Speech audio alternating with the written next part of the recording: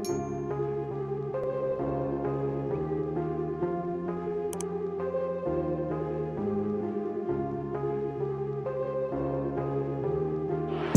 traffic, gonna go deep, has a man deep, it is, caught for the touchdown! Zach escapes pressure, Zach tucks in and runs. Zach Wilson's loose, Zach Wilson's running, he's got all day, he stays in bounds, Zach Wilson caught it, Zach Wilson gets in the end zone for the touchdown!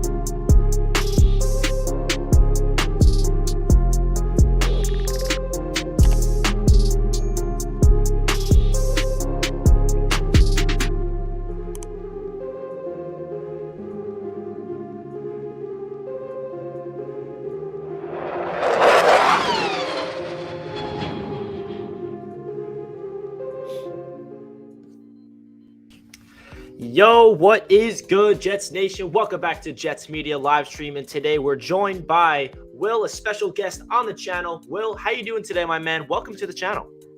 I'm good. I finally recovered from Indy. My sleep schedule's back, so we're rolling on a beautiful Tuesday. Awesome, man. I had you on the stream. I think it was like a couple months ago to talk over Before the Eagles season. game.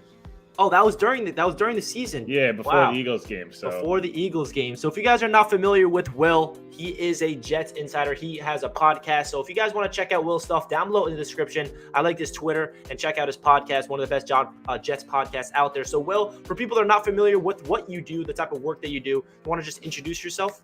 yeah, so cover the league as a whole, and then obviously specifically the Jets. Turn on the Jets podcast. I write probably maybe 10 articles a year and that are more in depth, but then, weekly episodes on the channel, a lot of different content, try to get a lot of source material and go from there.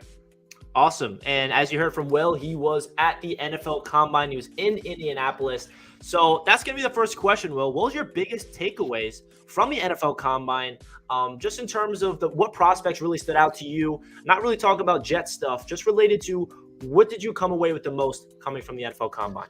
Yeah, I guess a couple of biggest takeaways. One, this edge class it might not have the top names of a Nick Bosa, Joey Bosa, Myles Garrett type, but there's a lot of really good dudes that'll be at the top of round one. In the first round as a whole. Same thing at that tackle spot. The three big tackles definitely came to impress. Ike Ekwonu looked like an absolute menace, ran really well. Charles Cross ran well. Evan Neal didn't test, but to be 6'7", 335 pounds, and that is something that's pretty special. So that was a big takeaway. Classes, part of the class that we knew was kind of weaker in like a running back, area, or maybe the tight end group as a whole. It's not really top heavy. That specifically showed as well. So, I would say in general, those are the guys that really stood out. That corner group, guys like Sauce Gardner, who I know, Jets fans are really high on right now, ran really well to go with the tape. From an edge perspective, Trayvon Walker shooting up boards. I'm not sure he's a great fit for the Jets. We can get into that. Maybe a JFM on steroids in that sense.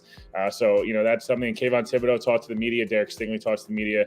I got to ask Kayvon Thibodeau a question, which was really cool. So a lot to kind of get into. There is a few quarterbacks that are shooting up boards, which everyone as a Jets fan kind of hopes around that 10, everyone that wants to trade back at 10. I don't think Malik Willis is even going to get to 10, so I'm not sure it's really a discussion, but there's a lot of Lions and Malik Willis at 2 talk that kind of sparked later in the week. Wow, that's interesting. I feel like if that happens, that's only going to benefit the New York Jets, as we all know.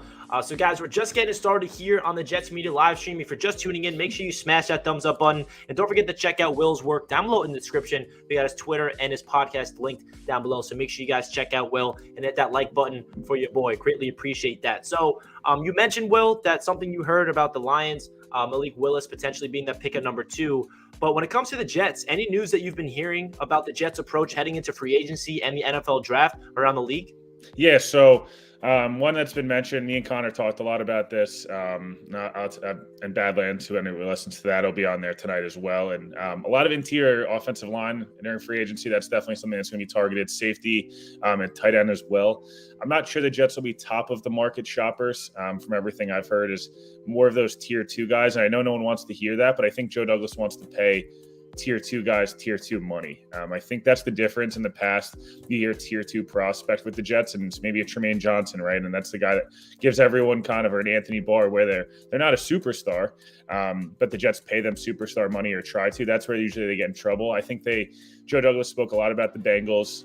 He spoke a lot about the Rams, the Chiefs, and guys that were able to get fair market rate. A Trey Hendrickson right at the top of that tier 2 edge class last year. Then he's 14, 15 sacks. William Jackson, guys like that. They had William Jackson leave. Chidobe Owozie, a guy like that as well. So I wouldn't. The Jets would have been in on Dalton Schultz. Dalton Schultz is apparently looking for between $14 and $15 million a year, which is, as good as he is, I'm not sure was the best allocation of money, but you could have convinced yourself it was okay. Jordan Whitehead's a name I would watch. Carlton Davis as well. Both fit the Jets scheme. Both are very talented players, and I think could help a lot. J.C. Jackson's a name I'm not sure the Jets will be quite that involved. I think they'll kick the tires. He's looking for between $18 and $20 million a year. I've heard agents tell me they don't think he'll get anywhere near that. They'll get more to the $14 to $16 million range, which frankly, I would pay J.C. Jackson in a heartbeat if I was Joe Douglas. But so the cornerback market, I think they'll be involved. I think in the safety market, they'll be involved as well. Obviously, Jesse Bates getting tagged is a shame. I think everyone kind of figured that, but he would have been a perfect fit. Quandre Diggs is a name I'd watch. I know he wants to be back in Seattle. Seattle wants him back. The question is money, and if the Jets are willing to pay, more money, he's the best single high safety, in this free agent class, and could walk right in on day one and be an impact starter for the Jets. So safety and corner, I think they're going to add 3 spots between free agency and the draft. They're going to add 2 starters and a starting number 1 corner to pair with a Bryce Hall and Brandon Echols. Tight end's a name as well to watch.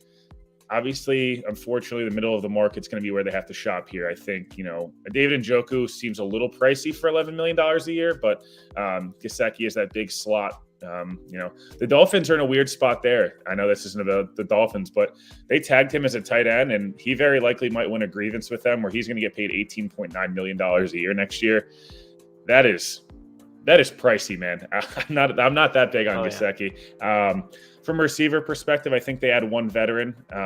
Maybe an Allen Robinson is a guy that I know you've tweeted about. I think that makes a lot of sense depending upon the market. Chris Godwin would have been perfect. Obviously, he's not going to get to the market. So I don't expect, again, the top tier guys, but, someone between that Keelan Cole, Jamison Crowder route, maybe that $7 to $9 million a year guy to pair with a receiver in the draft.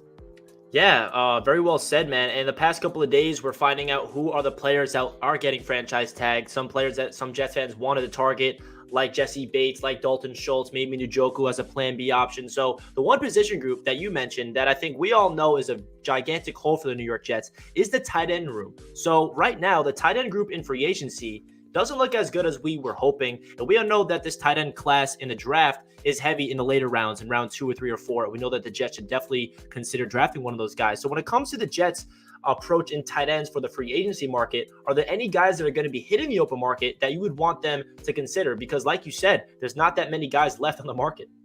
Yeah, so a couple of names I'd watch. I know Jets fans don't want to hear about Evan Ingram, but he was a Pro Bowler 2 years ago. If you took him and paired him with a top of this tight end class draft pick, I think you could kind of convince yourself you could make a solid room out of that. A couple more stable blocking names as opposed to receiving threats. And Max Williams coming off a torn ACL, Robert Tonyan as well, scheme fit. Obviously played for LaFleur's brother in Green Bay, so he's 10 touchdowns 2 years ago. So it'd be interesting to see his market, just because as much as Green Bay's doing cap gymnastics now, obviously as we're recording this, Rodgers, is signing an extension. They're bringing back Devontae Adams. He's a name to watch. I mean, another 2 guys. I'd say Mo Alley Cox out of Indianapolis. He's a much lower level guy, unfortunately. Again, these are not going to get anyone excited. Hayden Hurst is the one other guy. Very solid blocker. He's a guy that I talked a little bit about in the preseason. If the Jets were to flip Jamison Crowder, that could be a good kind of flip him, in Atlanta. So those are 4 names to watch that have played in this LaFleur Shanahan scheme, or more in the budget of where I think the Jets will be shopping. So Mo Alley Cox, Max Williams, Hayden Hurst, and Evan Ingram, the 4 names I'd say to keep an eye on. So when it comes to the top free agent targets for the New York Jets, like you said, and I agree, I think that's what Joe Douglas's approach is, always going that tier 2 guys instead of opening the bank for a big time name. But hypothetically speaking, is there one guy out there maybe JC Jackson is the only one that's be willing to pay that much money. Like you said, I don't really expect Joe Douglas to pay that. But is there one player in particular, like maybe a Marcus Williams or maybe other guys that you feel like Joe Douglas is willing to open up the bank for and really pay him big time money? Yeah, so kind of in that corner route, I'd watch Carlton Davis. He's a really, really good zone corner. He's only 25, so he's not a guy that's on that, he's going to a second contract. He's got experience, playoff experience. He's been successful, had a good run last year in the playoffs. He's a really good zone corner. I think he could pair well with a Bryce Hall and Brandon Echols and kind of give some stability back there. Not quite as much of a playmaker as obviously a JC Jackson, who seemingly intercepts the Jets every single time he plays them. But yeah. I would say Davis and Marcus Williams, another name you mentioned. I can see them being big shoppers for one safety. So whether that's a Williams, Quandre Diggs, I guess the Honey Badger, although I think that ship has sailed a bit. I know he's a guy that the Jets were very close to bringing in 2017. They did not. Or 2018, whenever he signed that deal with the Chiefs, I know that was a big thing. So I'd say at top of the safety market, and then Carlton Davis is a name. I just really think he fits a lot of what they're looking for. Young, second contract guy, good leadership, good experience in that sense. And then, on top of that, obviously, he's a good football player. Yeah, and you also mentioned earlier when I asked you this question that you're expecting the Jets to go all in on interior offensive line in free agency. And that's what I always kept saying on my streams, that I really expect Joe Douglas to get those guys like maybe a Tomlinson or a James Daniels. We heard a rumor about Ryan Jensen. If he does move on from the Tampa Bay Buccaneers, the Jets are one of 3 teams interested, according to a rumor. So what are some offensive linemen that you feel like the Jets are going to be interested in free agency? Yeah, you mentioned a few there. Initially in-house, I believe they'll probably bring back LDT. I think it makes a lot of sense. He could be kind of your swing interior offensive lineman, play left guard or right guard. In any case that for whatever reason AVT got hurt or whoever would be the starting right guard. I don't think you can have him as your starting right guard, though. I think, he was much better than Greg Van Roten. I'm not sure that's really much. I'm not sure that's much of a challenge. From names, you mentioned some there, Lincoln Tomlinson and James Daniels make a ton of sense at the right guard spot. I'd be much more in favor of James Daniels based on what he'll likely cost, as well as he's a natural right guard who's only 24. Tomlinson kind of had a career resurgence in San Francisco, but this scheme is very heavily can protect guards a little bit, and I just would be a little weary of paying a guy who's going into his 30s big time money there, who's on like that guy that did the 1-year career resurgence. Is just something the Jets have struggled with a bit. Ryan Jensen's an interesting one. I don't think you can sign Ryan Jensen if you don't cut Connor McGovern. I don't know that you can do that. My one hesitation with Jensen is he's 31, really tough football player. The Jets need that. I know I've listened to some of your stuff. I know you've talked about that. They need a guy that's tough that can kind of establish a culture, up front. He feels like he's always playing injured. And this was kind of like with Mike Williams, like guys that they don't miss games, but at the same time, they're never healthy. And at 31, it's just a little difficult to convince me the Jets should be giving him 3 years, $45 million, which is likely what he's going to command on the open market. I just am a little weary. Joe Douglas hasn't really shown that he wants to sign, third and fourth contract guys yet. That should hopefully change in terms of, the more competitive they get, the more, 1 and 2 year deals they can bring on guys to chase the title. Like if we all remember in the, LT and Jason Taylor and those guys, I think they're a little ways away from that. So that's my only hesitation with Jensen. Great player. 31 with shoulder problems as a center is like, I don't know. How long can you last not getting injured and missing games? Yeah, I agree. I also don't see Ryan Jensen leaving the Buccaneers, and if the other 2 teams that are interested is the Cincinnati Bengals and the Pittsburgh Steelers. So you have to believe you'd want to go to established winning organization that the Jets are trying to become. If you're the Bengals, you pay Jensen whatever he wants. Exactly. You have a 2 or 3 year window here where Burrow's not getting paid, Chase isn't getting paid. That's like the type of move that the Jets hopefully will be in this position in 12 months from now, and I'm on this stream and we're talking about, wow, this guy's on the market. You just totally, the Chiefs did this last year with Thudi. Like when you were 1 or 2 players away, you can do it. The Jets are like 10 players away, so yeah. I just would be a little weary. Exactly, and that's what Jets fans need to understand. And unfortunately, the reality is you have to tamer expectations. And if you look at Joe Douglas's past free agencies, last year and the year before that, and you said it, Joe Douglas likes to sign guys that are coming off the rookie deals that are around the age of 24, 25. You saw that last year with Carl Lawson and Corey Davis. They were both 25 years old. They gave them good contracts.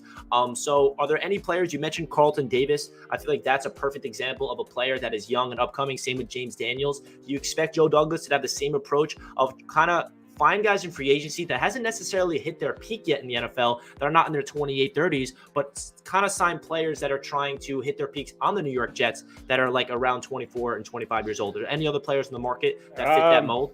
I'm trying to think of some other names that come to mind. It's tough. It's a weird class. A lot of those guys are getting brought back, right? Dalton Schultz was a guy that fit that mold perfectly. Yeah. Marcus Williams is a name again. I know we kind of mentioned him a little bit. If the Jets want to kind of reset the safety market a little bit, not pay him Jamal Adams money, but pay him 5 for 75 or something in that nature. You could see that type of thing happening. Arden Key is a name to watch. Played in San Francisco this year. Kind of had another guy similar to a Lincoln Tomlinson who kind of had a career resurgence in a similar scheme. So those are some names. I would say a lot of the names people are talking about are kind of on par with where the Jets are looking. I don't think that we'll get a surprise name or two. Hopefully not a Jared Davis type signing. I think that's where the Jets have gotten burned a little bit. They got to sign guys that are going to be healthy. And I know you can't control that, but you got to sign guys with a history of staying healthy. They last year took a lot of risks on a lot of guys that did not have history of doing that. As much as I love Carl Lawson, I know you love Carl Lawson. There is a reason Carl Lawson was able to kind of shake free, and you just don't want to get yourself in too many situations where you're playing a 50-50 game.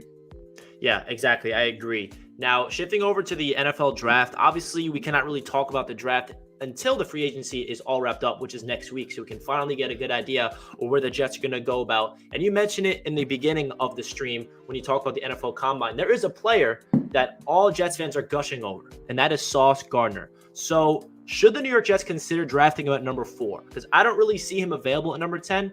And I feel like the only way this is possible is if obviously we do not fill a need in free agency. Say we do not get a Carlton Davis, and say Aquanu, Thibodeau, and Hutchinson are gone and they're off the board. So would it make sense for the Jets to go all in and drafting Sauce Gardner at number 4, or do you rather them go another route?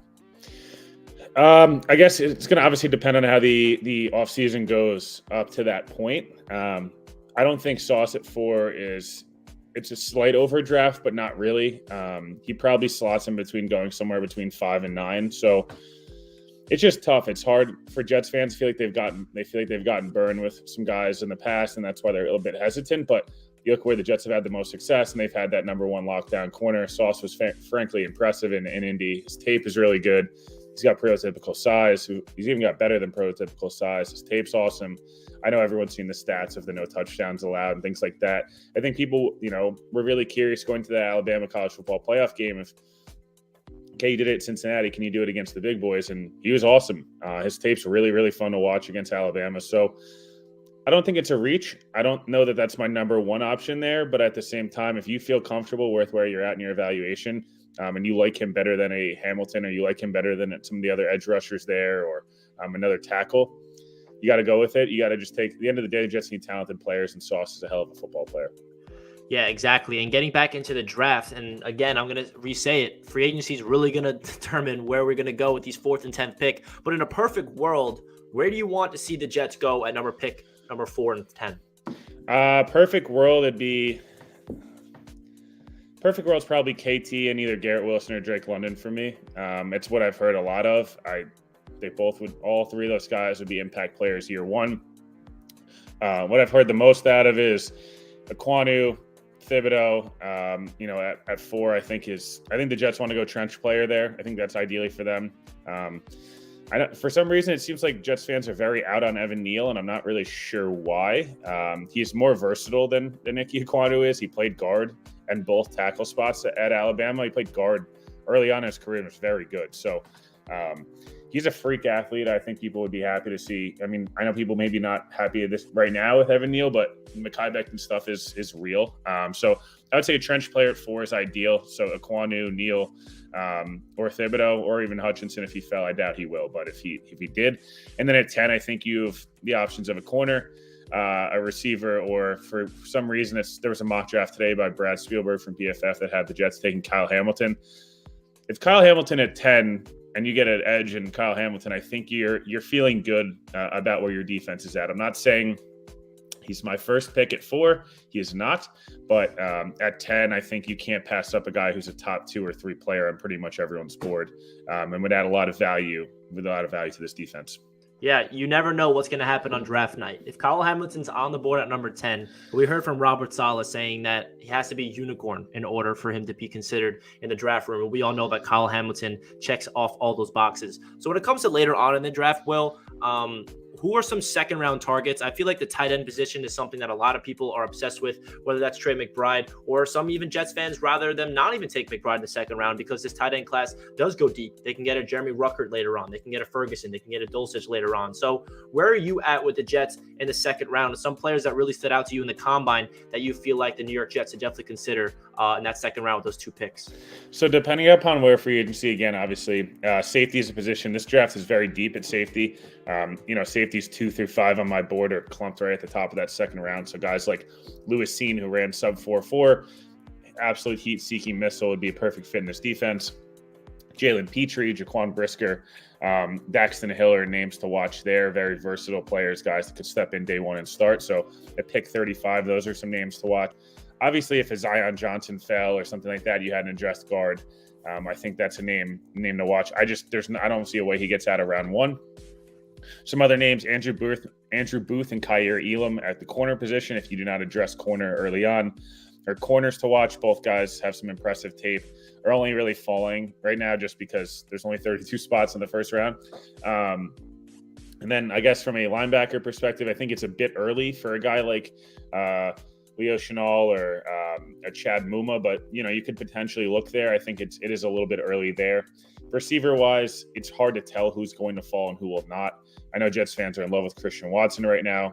He's a guy that maybe goes in round 1 and team reaches on him, or he falls to round 2. So a name to watch: Jahan Dotson as well, John Mechie, George Pickens, the other guys that have that fringe first round, depending upon your preference and scheme. So those are some names to watch there, I guess. And then on the edge side of things, Drake Jackson, Boye Mafe out of Minnesota, or some other names. We'll see what happens there. Devontae White, if he fell as a defensive tackle. There's a lot of options. There's like a clump of probably 10 or 15 players at the top of round 2 I would watch, because you just have no idea. I don't think anyone thought Elijah Moore was going to be there at 34 for the Jets last year, and they ended up with a home run because Green Bay went in a different direction. Yeah, we got lucky definitely on Elijah Moore. And that's what I always remind myself. You never know who's going to fall to you. And we're so lucky to be in a draft class like this with 4 picks in the top 38. It really is awesome to see. So pivoting back to free agency, I want to ask you a question of who do you expect the New York Jets to re-sign? So what's the latest news coming out with Braxton Berrios? We all know that's the number 1 guy that we want. Most Jets fans want back. We expect Foldy Fatukasi, I'm assuming, to hit the open market. Jameson Crowder as well. Keelan Cole's another man. Morgan Moses. So what are some players that you're expecting the Jets to re-sign and players you're expecting to walk? So guys that I expect to walk, one of Joe Flacco or Mike White will likely walk. I don't see the Jets bringing both guys back. They've openly talked about Flacco being a guy they like. I'm sure they'll slap a 5th-round tender on Mike White and say, we appreciate what you did, and if some team wants to trade a 5th for you, which, hey, the Jets, at the end of the day, I think it's a good trade-off because, of what value they got him for. Foley's going to walk. I would be very surprised if he's back. I think he doesn't really fit the scheme anymore. He was a 3-4, 1 technique defensive lineman, and now he's in a different scheme in which he has 3 career sacks. It's just hard to justify paying him the $8 to $10 million he's apparently searching on the open market. That's a lot of money for a guy that doesn't hit the quarterback. From a Braxton Berrios perspective, I'd say it's 50-50. I think it's going to come down to, it's not going to be the Jets. The Jets are going to make him a nice and final offer, probably in the 3 for $19 million range, maybe something around $6.5 million a year, which is probably almost even an overpay, but it's good value for a guy that's done things the right way. I do think if another team comes in and pays him 4 for $28, the Cole Beasley contract from Buffalo 2 years ago or something like that, the Jets are not going to match that. It's really hard to justify doing that. And I think the Jets can justify saying, we gave you a great offer. I don't know. This is like a weird example, but I don't know if you have baseball fans. Like Robinson Cano got a really nice offer from the Yankees, like 7 for $185 million, I believe, that offseason. Every Yankee fan wanted to keep him. the Mariners came in with 10 for 240, and you're not going to match that. You can't compete with it, and it ends up, kind of working out. So I just would, Barrios, I guess, would be key.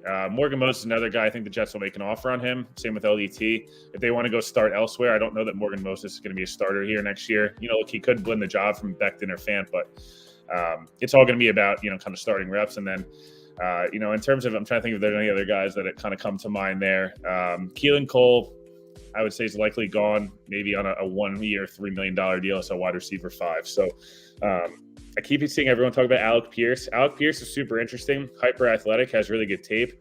Was frankly really bad at the Senior Bowl, really underwhelming, and then tested really well in Indy. He's probably a day 3 guy. Maybe he sneaks in around 3 just because of the athleticism, but we'll see. He's a guy that I'm not overly high on. I like where he is athletically. I just scares me a little bit when he went to Mobile and had a chance to really perform throughout a week of practice that, I don't remember him making one single catch, not one. So it's hard if you don't make plays, you kind of you're out of sight, out of mind. So nice player, but I'm probably around 3 guy. Yeah, he definitely tested well at the combine. Oh yeah, big time.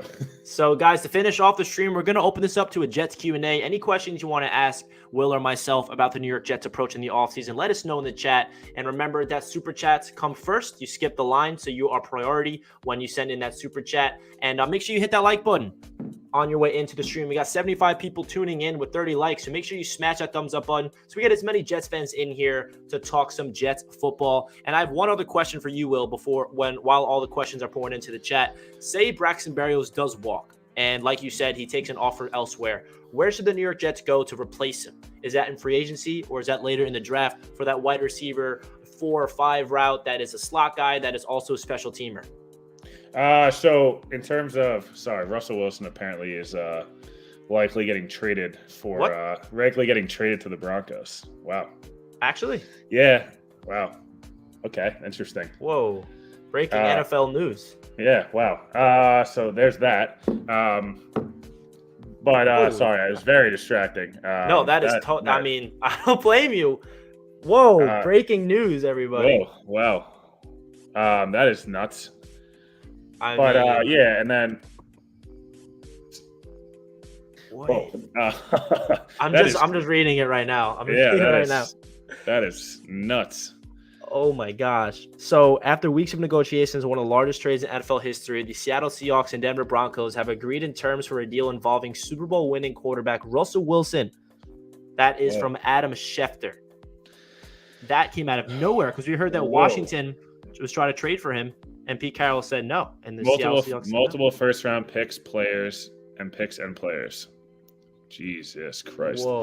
The other one I was going to mention, something else just popped up on my feed about another free agent. But guys that they could target instead of Braxton Berrios, a guy like Calvin Austin in probably round 3 or 4. He's incredibly dynamic, ran 4.32.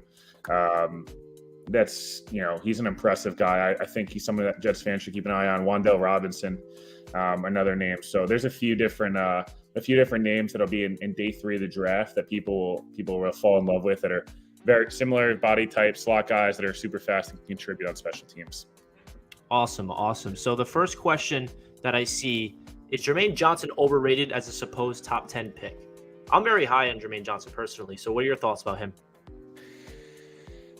Jermaine Johnson, I think his floor is really, really high. I think he's closer to maxed out than he is with Kayvon Thibodeau is all potential, right? You're banking on him, him turning into this massive superstar defensive end. You kind of know what you're getting with Jermaine Johnson. I think he's more of an 8 to 10 sack a year guy that's going to be really strong against the run. And I like Jermaine Johnson a lot. I would be much more comfortable at 10 than I would at 4. I'll tell you that much. This is an interesting question. Outside of quarterback, what position do you see the Jets not drafting? Do not see the Jets drafting a inside linebacker. I don't know why. I think it's a huge hole. I think Quincy Williams is a huge problem on this defense. Probably problem number 1 in my opinion. I think the Jets are likely going to try to plug and play a veteran option with CJ Mosley and then grow some of the young kids they drafted in Nasruddin and Sherwood and those guys for next year. Interesting. So yeah, guys, breaking news. If you're just tuning in, Russell Wilson to the Denver Broncos. We're trying to stay on Jets talk right now, but at the same time, NFL world is kind of blowing up. So we're going to answer a couple more of your questions, and I'll let you go because this is definitely some groundbreaking news. What's your thoughts? I mean, we could talk about the Russell Wilson news, and then we can end the stream here because I think that is pretty insane.